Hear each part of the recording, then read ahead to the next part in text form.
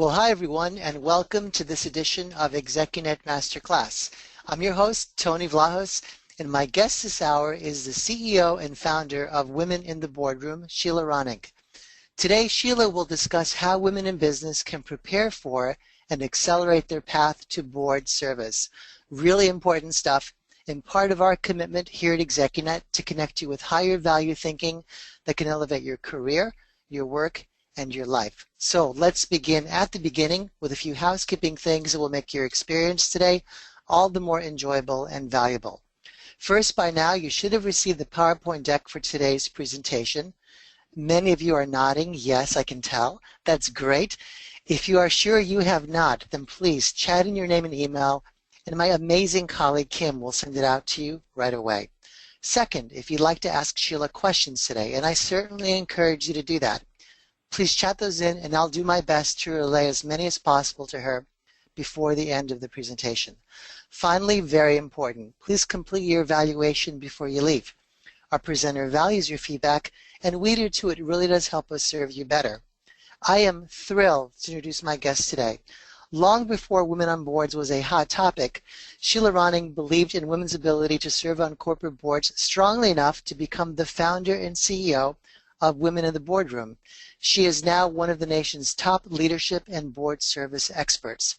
Before founding her company in 2002, Shelia held strategic marketing, sales management, and operational leadership positions with a range of companies from Fortune 500 to visionary startup brands. She is a sought-after keynote speaker and has received numerous awards for her incredible work.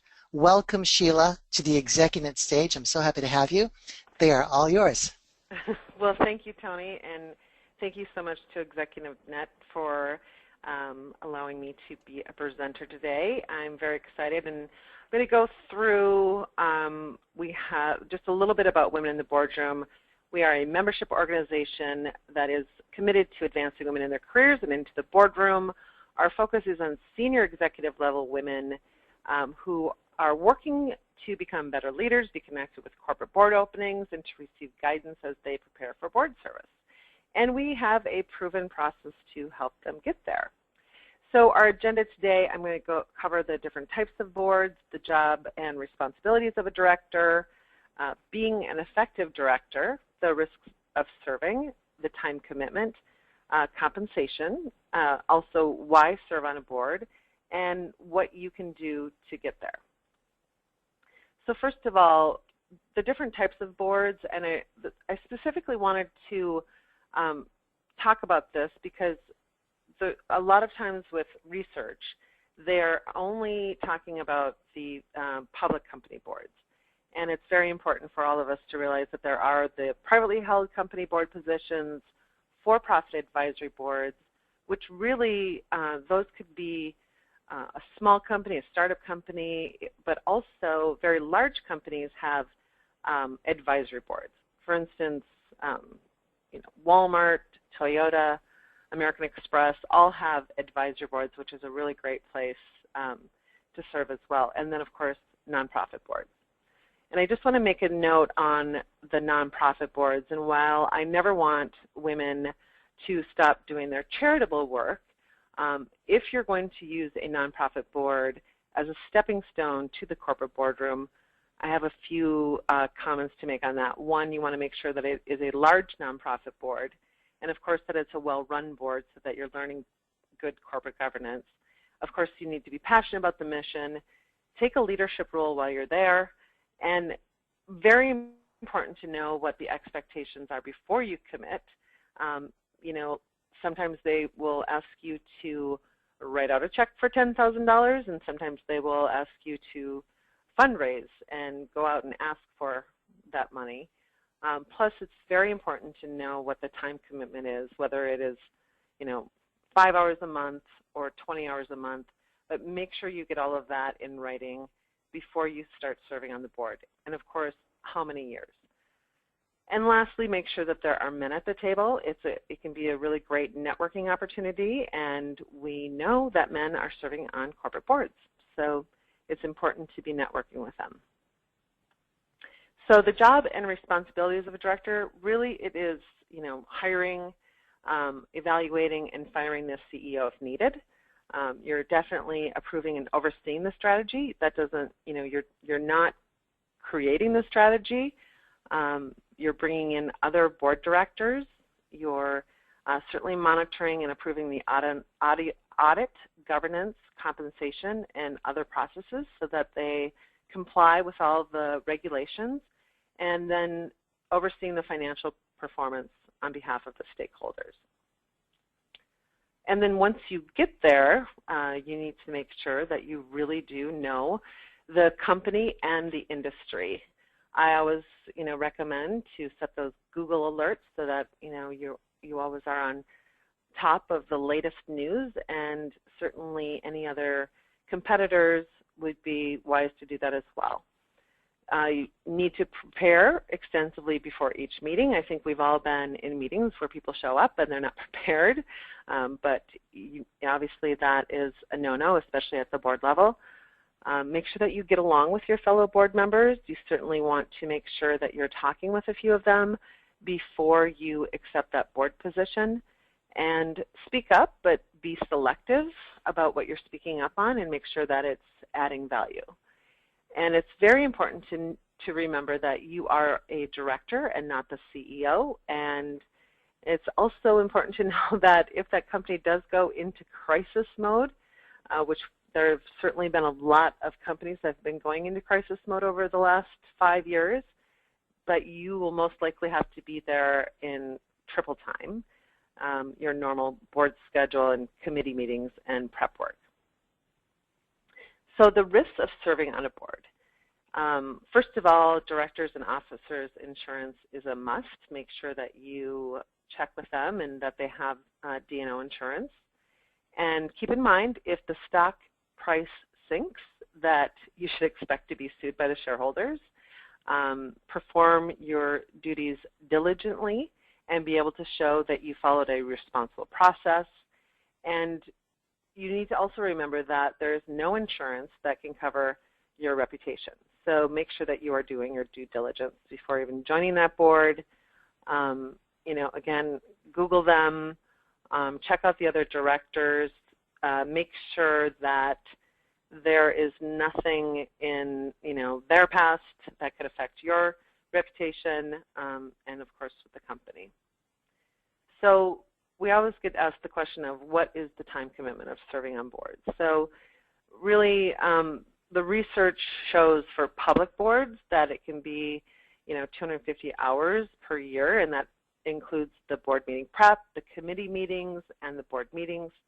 And again, just a reminder, if it does go into crisis mode, that could double or triple. Now, privately held and advisory boards can be more than a public company, but most of the time it is dramatically less. And the compensation, really is all over the place. Now, keep in mind, with a public company, you can always find out what the compensation is of the board members online on their website and their proxy statements.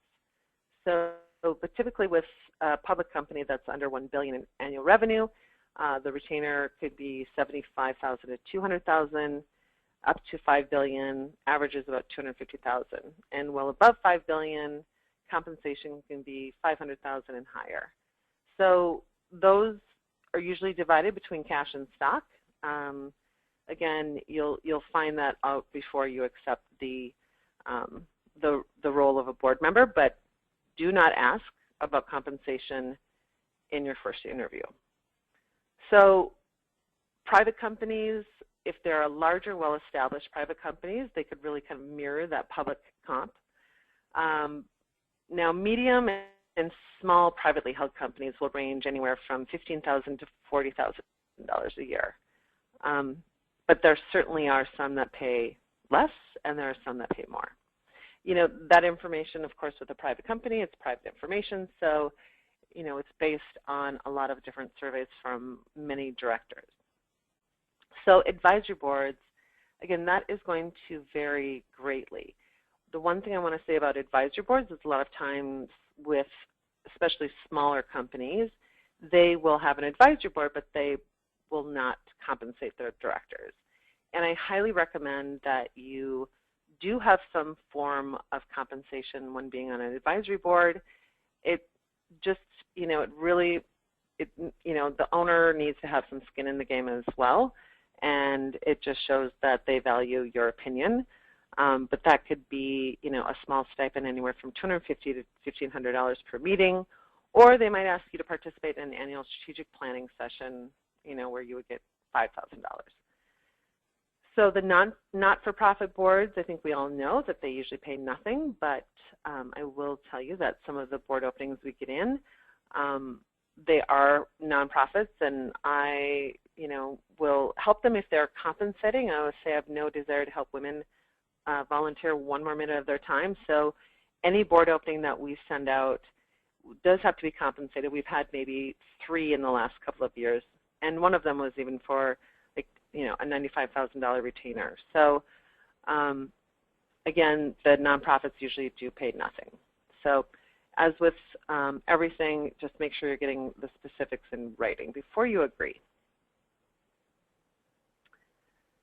So the question of why pursue board service, after you hear about the risks and the compensation and the time commitment, typically what people are saying is that it's that intellectual challenge. You're sitting at a table with extremely smart people, you're learning about new industries, and it really does help advance you in your career as well.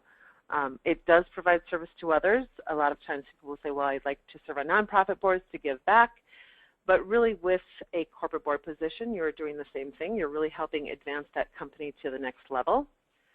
It's certainly a fulfilling second career if you are done with that 24/7 corporate job, and it certainly is an enhanced resume and reputation. A lot of very top people are serving on corporate boards, and so it certainly does enhance your resume and reputation. And then of course compensation. So everybody's motivation is not the same, but nearly everyone says that they actually get more out of every meeting than that they give. So I have some different, now really it's, how do you get there, right? So one, develop a plan. You always need to have that goal in mind, develop a plan. Make sure that you have a reputation for excellence and that you show leadership in your current job, and assess your skill set. Really know what you can bring to the table and fill in any gaps that you are lacking with the necessary skills. Make sure that you are bringing your A game to whatever you do, because people are always watching. Dress well, be prepared, show up, build your profile, your personal brand, and have a board bio and professional profile. Also, you can work to get onto a government commission or committee. That's great exposure. Certainly seek out acquaintances who own their own companies and volunteer to start or serve on their advisory boards. Now, there's a really great book out there on advisory boards. If you are approaching someone who is an entrepreneur who owns their own business and they don't have an advisory board, the book is called Built to Scale, and it's a really great step-by-step on why companies should have advisory boards, who you should have on your advisory board, why you should have these people, and then also it talks about compensation as well. Again, that book is called Built to Scale. And you certainly want to let people know that you are interested in serving on a corporate board. I just highly recommend that you have the specifics of what type of board. You don't want to just start telling people I'm interested in serving on a corporate board. You want to let them know, if you're interested in a public or a private company board, advisory board, if it's a small, medium, or large size company, and also really know what industries you're interested in so that they can start thinking about the right people to connect you with. And you certainly need to know what your skill set is so that you can let them know these are my skill sets for board service. This is what I will bring to the board.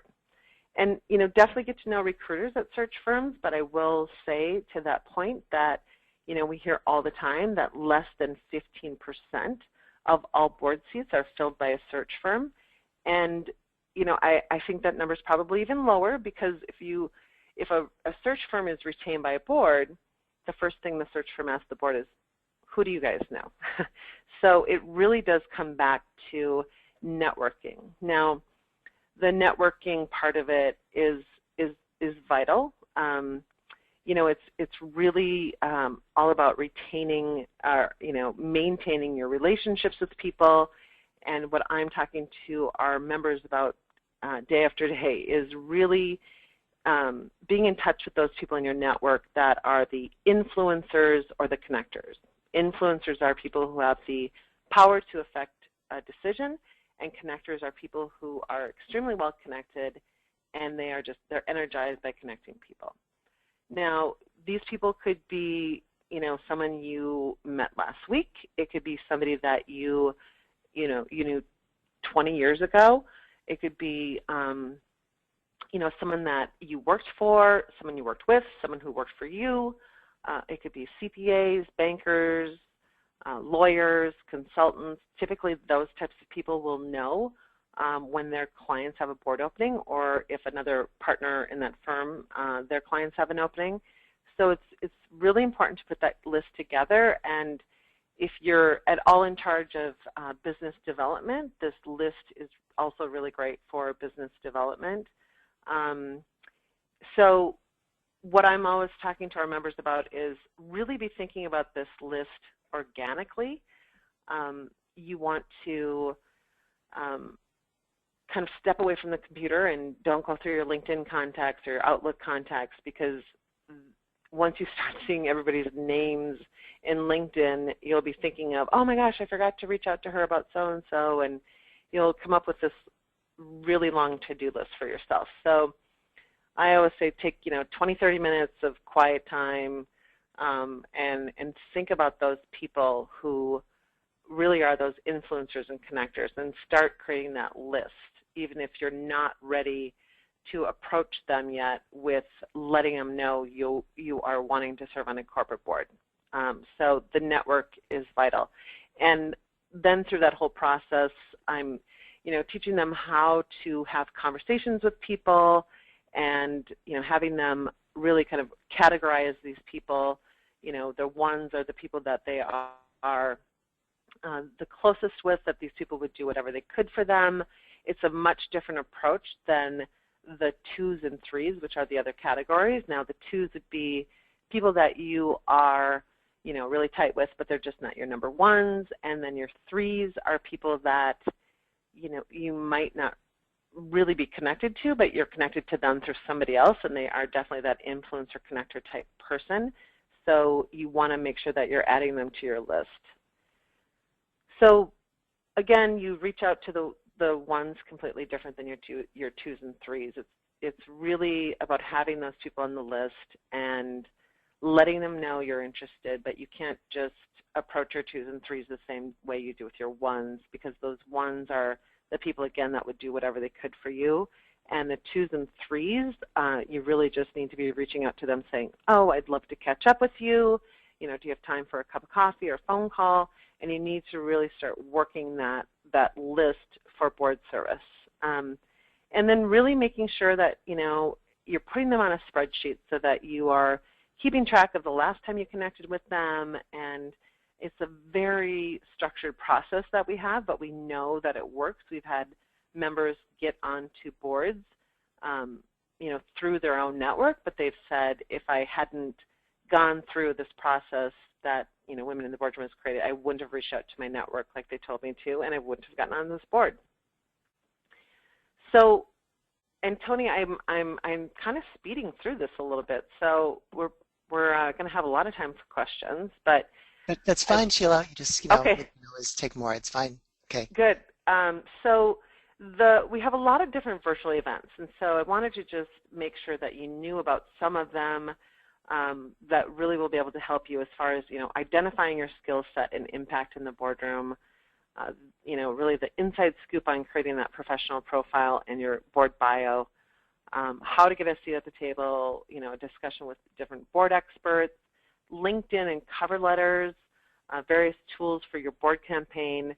And I'm sure you all know that LinkedIn is so important. There's so many times where people will look at your LinkedIn page and decide whether they're going to reach out to you or not. and also a session on mining your network and your due diligence of board service, what public board members need to know about the investment community, how to read financial statements, of course, 10 essential questions to always ask in a board interview, because it's very important to make sure that you are interviewing them as well. And then another session on how to land a board seat, fiduciary versus non-fiduciary boards. That one does a great job of really laying out the differences between serving on a public and a private board. And in a public board, typically your job is a lot about corporate governance, and the privately held companies is more about strategy. And then also a session on why lawyers make good corporate directors. There's this myth out there that nobody wants lawyers on their boards, and that's simply not true. And then a session on achieving excellence in the boardroom. So here is, well, there we have ExecuNet, and, oh, sorry, I just went off of that slideshow, but we're just back at the beginning. So Tony, I'm going to see what questions we have. Yeah, absolutely. And Sheila, if you were to dial your way back to your last slide, there is a link there for anyone who wants to follow up with Sheila after the presentation with any personal questions or for individual help. So important to keep that up. And there we go. So yeah, let's get to the questions. And everyone, please keep them coming. I've got lots to go on. I thank you for that. As always, you ask the best questions. And we will start right now with book that you mentioned, Sheila. Can you tell us the name of the book that you mentioned several slides ago? I missed it. I'm sorry. I didn't want to misrepresent what it was. Yes, absolutely. It's called Built to Scale, and it's actually by Marissa Levins, M-A-R-I-S-S-A-L-E-V-I-N-S. Okay, wonderful. So let me start with one that I guess is on the minds of a few because it's been asked a few times today, and it goes something like this. If we were to magically transport a number of, say, male CEOs of firms large and small to our talk today and ask them why they have no women on their boards, what would their response likely be? Is there a response that is universal, and what can women do about it? Well, that is a good question. A couple of different answers for you actually on that. So one, every once in a while I will hear the comment of, well, we can't find any qualified women. And that really is, I mean, I've been doing this, you know, for the last 13 years. And really the first 9, we were doing these events across the country in 15 different cities, and I was meeting all of these amazing women. And when I decided to, you know, stop being the event organization and be the membership platform where we were really working with these women one-on-one, part of that reason was because I knew that these women were out there, but they did not know how. Oh, listen, women are amazing networkers, but we're not so great at using our network. We don't like to ask for help. So, you know, and also, you know, there's this research out there now that was in the Harvard Business Review that talked about how women, in order to, you know, put their name forward for anything, that they feel like they need to check 100% of the boxes. And men only feel that they need to check 60% of the box. Well, and frankly, I'm sorry, Tony, but I think that's a little high. So, you know, women, we feel like we need to check every box, where even when we get in a board opening and the company might list, you know, 5 different things that they're looking for in a board member, you know, our members would be like, oh, I don't check every one of those boxes. But a guy would be like, oh, yeah, I checked 1. I'm good. I'm going to put my name forward. And you need to be putting your name forward. So, you know, when they're saying there's no qualified women, well, that we know that's simply not true. But women do need to take ownership on that and realize they do need to be putting themselves out there, and they do need to be working their network. They do need to realize that they're pretty amazing as is. So go for it. And then we know the other side of the story too, where it's men just thinking, you know, well, women are going to ask a lot of questions and make it more difficult in our meetings. Well, yes, women, we do like to ask questions, and we will ask questions, and it does, you know, there's many organizations out there that have done research that shows that if a company has a diverse board, that it is good for the bottom line. And, a diverse board is, yes, we want to make, they should have a matrix of what they need for skill set. They should also have it, gender, race, and age. So that's what I feel. That's what I'm hearing. Terrific. Let's talk about some of the, I'll say, the female attributes. And I think all of them, of course, represent added value. There's no denying that. But are there certain attributes that that boards are looking for from their members that women can uniquely provide those boards? And how do women leverage those through marketing, collateral, networking, other vehicles that we've talked about today? What should we be drawing their attention to, or is there not a universal answer to that question? Right. So I don't think that there is a universal one. I actually would encourage women not to, well, because I'm a woman, I would bring this. Mm-hmm. I wouldn't encourage that. I would encourage that they they know what their skill set is and let these, board members know what value they could bring to that board. The good news is that what boards are looking for in regards to skill sets, mm-hmm. it has dramatically changed over the last 5 years, especially in the last 3 years. We're not a search firm, but we do get in board openings. And, in the last 2 years alone, we've received in 65 board openings, and that's amazing. Wow. Now, I know, it's so great. And so I know that what they're looking for is different from what it was before. They used to only want the financial experts. But we get in board openings where they are looking for sales executives, operational executives, human resources, marketing, social media, cybersecurity, all of these different, we've had, companies come to us who've said, do you have anybody in retail luxury or commercial real estate? So it's really all across the board as far as what they need. Mm-hmm. Now let's talk about something that you mentioned earlier, which is women's volunteerism as something you don't want to promulgate. So is that something that can get in the way of advancement, say, to a board? Desire to just kind of do things freely, and because you mentioned you didn't want to be sort of in the business of helping women advance strictly their volunteerism, because what I'm reading into that is they do a lot of that, and yet they're not rewarded or recognized for it.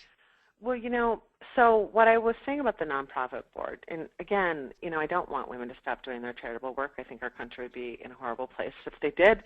But really, my point about nonprofit board service and volunteering their time is that if they're going to use a nonprofit as a stepping stone to the corporate boardroom, they need to make sure that it's the right fit and all of the different pieces that I rattled off earlier. But they do have to be aware of how much time they have too. So I have some members who are serving on 3 different nonprofit boards, and they're the chair of a committee or a chair of the board, and they have to realize that they are going to have limited time to serve on any other boards. Right.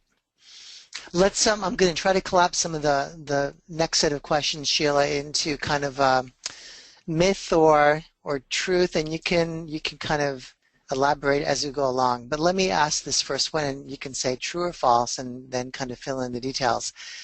True or false, you have to have a CXO title on your resume to be seen as marketable for a board. So a CTO, a CMO, etc., C-level executive. No, false. False. What's the truth there? It really doesn't matter what level you are? Listen, you need to make sure that you are being realistic about what type of board. And so, when we talked about the different types of boards, the public, the private, the for-profit advisory boards, you need to be realistic in where you are a good fit. So if somebody calls me up and says, oh yeah, I want you to help me get onto the Coca-Cola board, well, I'm going to have to tell them I can't help them. And really it's because they're not being realistic. I can help them get onto the right board, but if their expectation is that they want to get onto the Coca-Cola board, it's very rare that somebody will, their first board will be the Coca-Cola board, right? Or, you know, a company like that. But Sure. Now, so let's define what, so when I say I work with senior level executives, let's define that, and that might help. So if you are in charge of a significant budget, oversee or manage a group of people, you know, and or are part of making the final decision on strategy or investments for the company, you are a senior level executive. Now, if you are in a privately held company and that's your only experience, you most likely are not going to get onto a public board. If you are, you know, working in a public company, you most likely can do both. Mm-hmm. And then again, it's, you know, the size.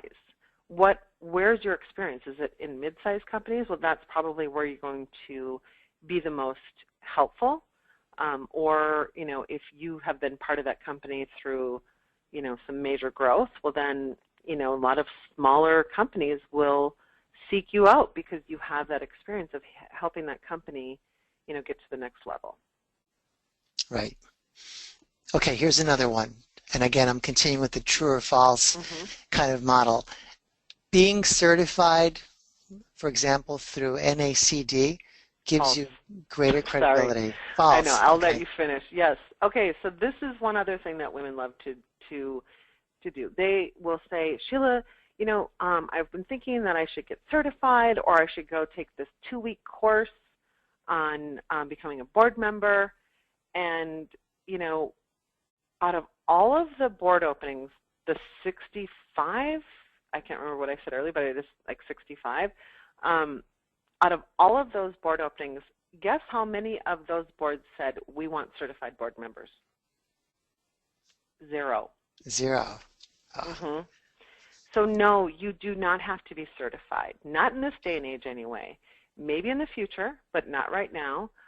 And again, I go back to the whole thing of women think they need to check 100% of those boxes. A lot of those programs are geared towards women because women feel they need, oh, should I go get my MBA? Should I go take this course? And if what I rattled off about being in a senior level executive, you are qualified and you are board ready. Right. Okay, let's continue with the true or false. Board openings are never advertised. True or false? Well, advertised on a website, right? Yeah, right. That's true. Okay. We advertise the board openings we get in to our VIP members, but that's not, I'm sure that's not what the question meant. So that's correct. It's all about the network, and again, less than 15% are done by the search firms, and those search firms are really looking for people who have already been serving on corporate boards. Okay. The next question, in fact, is about search firms. True or false, there are search firms that specialize in female candidates. Yes. There are. Mm-hmm. Can you tell us what they are? There is a company called TrueStar, Beth Stewart, that's her company, and then, I mean, I'm sure there's a few others too that I don't know of. There are another search firm that's called Diversified Search. Now their focus is on female and, you know, and a diverse slate. So they're also looking at race. Mm-hmm. That's good, because I'm getting a question from a couple of people today who are professional women of color.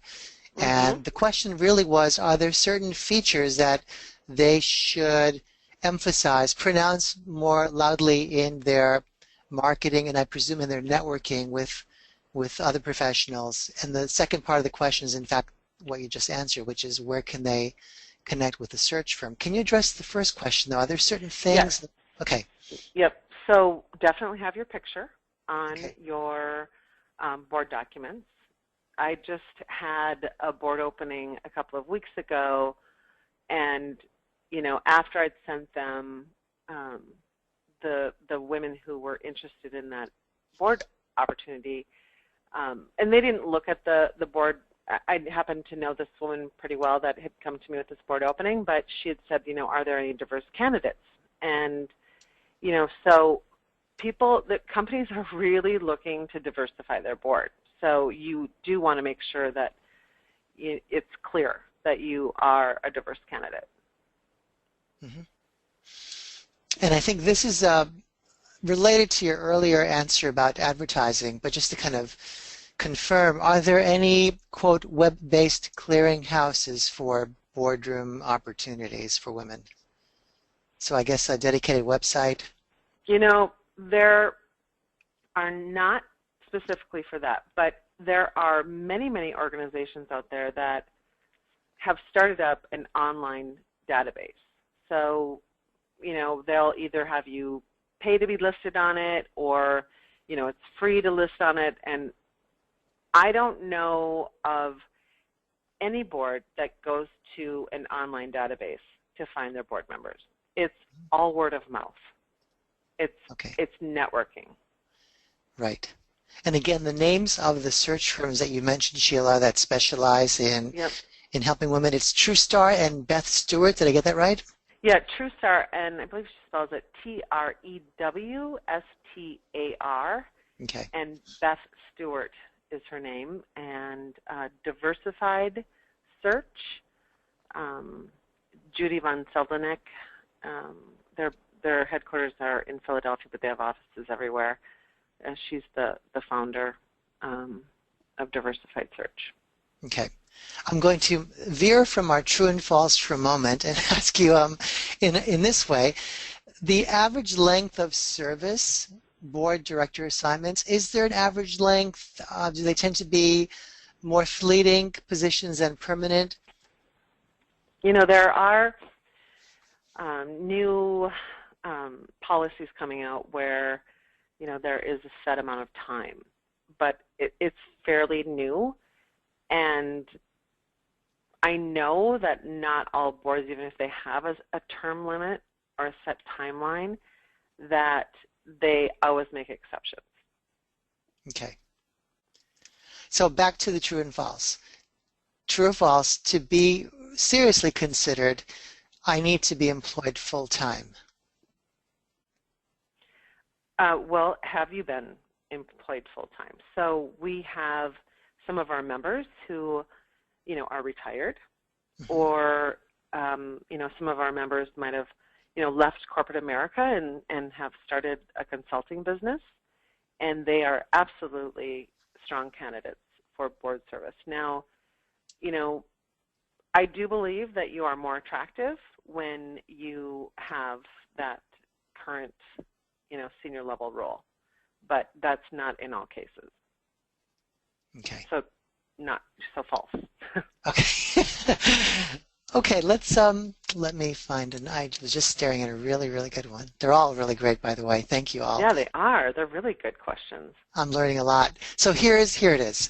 So true or false, and this is a real question. I sit on 2 not-for-profit boards, and I get the sense that the nominating committees of the for-profit do not value the experience. Is that generally true or false?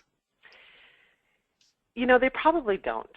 The majority don't. However, if it is a substantial nonprofit board, they could, they could value it, but you're not doing the nonprofit board work to use it as a stepping stone to get on there.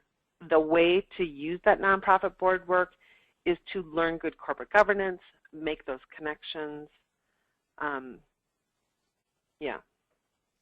Okay. That's. So let's say I am considering a board seat with a startup. Are there unique legal risks? Is a certain kind of insurance required there that I wouldn't need in other scenarios? Well, so the risks are a lot different from public to private to advisory board. Mm-hmm. And, with the privately held company, there's no shareholders, and they're not regulated. So it's less, likely that someone's going to be suing them.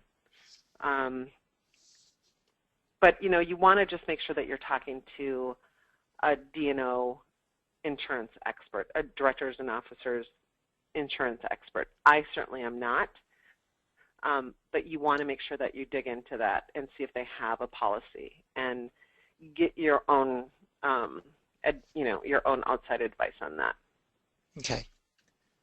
Sheila, earlier we had a question about web resources, and I believe the same lady is asking me to ask you about boardprospects.com. What's your sense about that resource?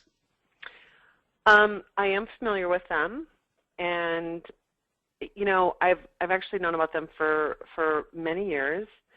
I know they were starting up like a portal to to have people enter their information in that, and I don't have a lot of knowledge on if they've been able to make those connections or not. Mm-hmm. So here's an interesting one. How can I get my CEO, or rather turn my CEO into a champion and change agent to help me get on a board? Mm-hmm. Is that a good networking tactic, and how do you actually implement it? Yeah, absolutely. And you should definitely be talking to your boss if you're wanting to get onto a corporate board. Absolutely. And you need to start having the conversation and say, this is something that I'm really interested in, and letting him know what you're interested in and what you really feel like your skill set is for board service, and asking if he or she has anybody to connect you with. If there's if one, you obviously want to make sure that they support your efforts, because that will be an issue if you are all of a sudden taking time out of your day for board meetings or phone calls, especially if that company again does go into crisis. You need them to fully support it. But what you also can make sure they know, and they probably already know this, but what you're learning at that level, learning about a different industry, another company, is so valuable to bring back to your current job. And sitting at that table with extremely intelligent people and just learning, it's going to make you a better employee. Right.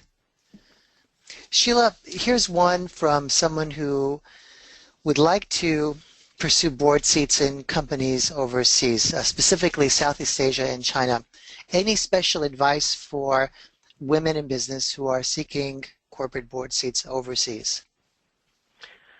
Well, I mean, it's a great place to want to go serve, because many different countries, outside the U.S. do have mandated quotas now.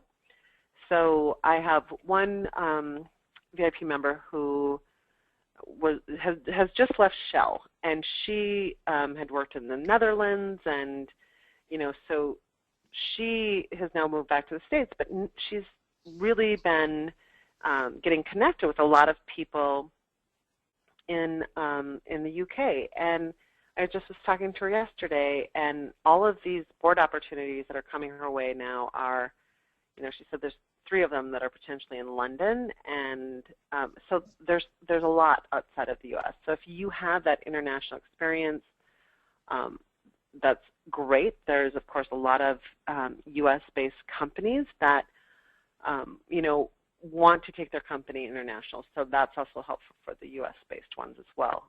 But really, you just if you know people there, especially those influencer connector type people, get in touch with them, let them know this is something you're looking to do, and see who they know. You have to ask, and definitely reach out to those search people there. Again, they're not going to be the the best place to go, but if you have, international experience with a public company, they're more, and that's where the C-suite title comes into play as well with the search companies. Got it. Before we continue, we do have several more to get to. I am being asked, if you wouldn't mind, Sheila, telling us more about the upcoming virtual events that you mentioned a couple of slides earlier than what we're seeing. Can you tell us again what those are and maybe when they are? Yeah, well, first of all of our virtual events are recorded. So some of these are past ones that are listed on our website. So you can, go in and watch them. And, they cost $50 a piece, I'll tell you that, but we do have a really great unlimited, virtual event membership. It's, $295 right now, so you could watch all of these with it, plus all of we have 70 different webinars that are recorded on our site. And then we have a lot of, great ones coming up as well, but those will also be recorded. So, or you can just pick and choose and figure out which ones are best for you. Is that what they wanted to know? I think so. I think that was good. And of course, you could always click through to Sheila's website or contact her directly, and I'm sure she'll tell you specifically what you'd like to hear. Here's one from a chief nurse executive who's looking for opportunities. She'd like to know of opportunities for healthcare workers to serve. Are they many? Are they few? Are there certain approaches she should take to secure the right one? Yes, absolutely. There's a lot of opportunities in healthcare. You need to realize what your skill set is and figure out which areas in healthcare that, is it insurance, is it medical devices, is it pharma? So you need to figure out where you fit, and really at that point too, there's a lot of times where, industries, the skill sets that are needed in those companies, and on those boards are parallel to each other. So, whatever your skill set is, and your experience is with inside one industry, if that is helpful to another industry, don't count that industry out either. Sheila, is it possible to serve on several boards as your full-time job? In other words, you've left corporate. It is. Okay. Tell us how you do that. Well, really, I think what the going number is these days is 3 to 5, but again, it's going to depend on what size of company and really I met a guy a couple of weeks ago, and he serves on 12 boards. Well, I think that is absolutely ridiculous, but I did get out of him that he's investing in some of those companies, so he said a lot of times it's phone calls for their meetings, which of course makes, saves a lot of time. But, getting onto your first board is always the toughest, and then they typically will trickle in after that. Okay, let me take this one. Is there a typical or desired age range for serving on a board? I'm going to kind of riff on that question a bit. As we think about attributes and skills and competencies, then there's age. Is age a determining factor, or could it be a critical factor? What is your take there? Well, the good news is that it's changing and has changed. It definitely used to be that, you wouldn't find board members that were under, 50, 55. And now, just in the digital age that we're in, you see people in their 20s on boards, but that's certainly not a large percent, but I feel that, what we're seeing is women in their 40s now getting onto those boards without that age stigma. So another way of saying that is that your acumen, your financial, strategic, business acumen, will in most cases outweigh any Mm-hmm. bias that might exist around age? Yes. And Okay. hey, you know what? Just remember too that if, this a particular board is against you being, at a younger age, or it's probably a board you don't want to serve on anyway. Right. That's a good perspective. And this one I know you covered to a degree earlier, but it bears repeating because I'm getting a question from someone who has been approached or has approached, it's not clear, a search firm that actually wants to charge them for help securing a board seat. And I think your advice was just avoid that, correct? We didn't talk about that actually. Oh, okay. There are companies out there that, they'll charge a very, very substantial fee. Like $150,000 maybe even. Like, I don't remember the fees exactly, but I remember thinking, oh my gosh. But, they are guaranteeing that you'll get onto a board. So there are those types of organizations out there, and I'm sure there are other organizations out there that charge less. So yes, they do exist, but I don't know a lot of people that have used them, so I don't have a lot of experience with them. Okay. Well, I think I've covered, and I'm sorry if I've missed any. You guys should look at what I'm seeing. There's just dozens and dozens of questions in a tiny window, and I think I've got to pretty much all of them, and we have time to spare, which I guess is time back to everyone.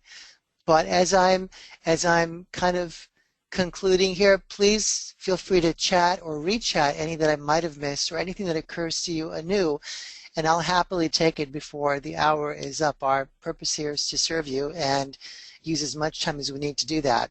But with that, I'm going to start to thank Shelia for her time today and her insight to this, and also thank you all for your time and attention and for your amazing questions. Shelia, would you agree? We had some really, really powerful ones. Oh, absolutely. Love them. It just shows that there are a lot of women out there that are interested in serving on boards, and that's great. So, and thank you so much for having me.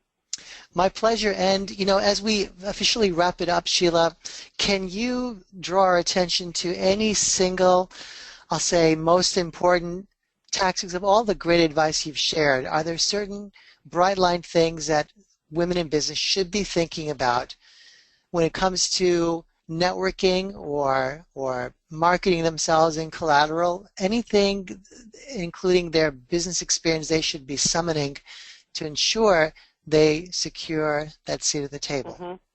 Yeah, well, if you don't ask, you don't get. And you need to make sure that, you show up, stand up, and speak up.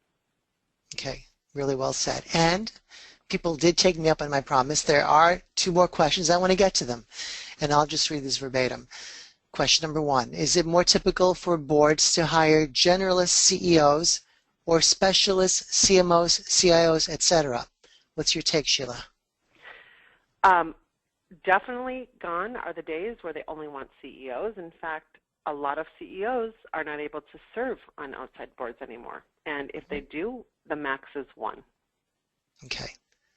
And here's the second last question. Do you recommend accreditation like Institute of Corporate Directors? Well, I think we went over that earlier about the certification. And no, I do not recommend that. Okay. That's right. Not needed. Yeah. Okay. Great. Well, I think that's all of them, and if I didn't get them, I truly apologize, and by all means take advantage of the link that is on this last slide. So again, thank you, Shelia. Thank you all, and I look forward to talking to everyone on a future master class. So bye for now, and until next time. Thank you. Thank you so much.